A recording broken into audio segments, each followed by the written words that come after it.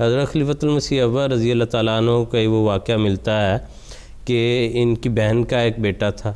جو بیمار ہو گیا، تو وہ جو ہے وہ وہاں حضور وہاں نہیں تھے، تو ان کو حضور جو ہیں چونکہ ایک ماہر حکیم تھے، طبیب تھے، تو ان کو یہ خیال تھا کہ آپ یہاں ہوتے، علاج کرتے تو بچہ بچ جاتا، اور انہوں نے اس بات کا اظہار کیا کہ آپ یہاں ہوتے تو علاج کرتے بچہ بچ جاتا۔ تو حضور نے یہ دیکھا کہ ان کو توجہ اللہ تعالیٰ کی طرف جانے کی بجائے میری طرف یہ تھا کہ جی گویا میں اس کو بچا لیتا اپنے علاج سے۔ تو حضور نے ایسی وہ جلال اور اللہ تعالیٰ کی غیرت تھی، حضور نے یہ فرمایا کہ اللہ تعالیٰ تمہیں ایک اور بچہ دے گا اور وہ اسی بیماری میں مبتلا ہوگا اور میں موجود ہوں گا اور وہ بچہ فوت ہو جائے گا۔ بالکل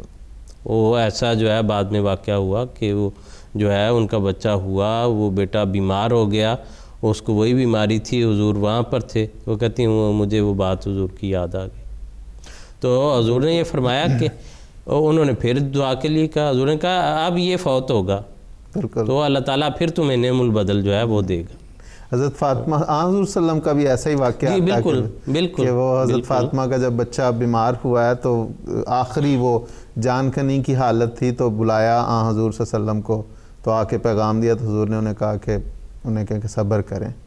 تو وہ پھر بلایا، آتا ہے کہ ان کی خواہش تھی کہ حضور آئیں گے تو وہ بچ جائے گا بچہ،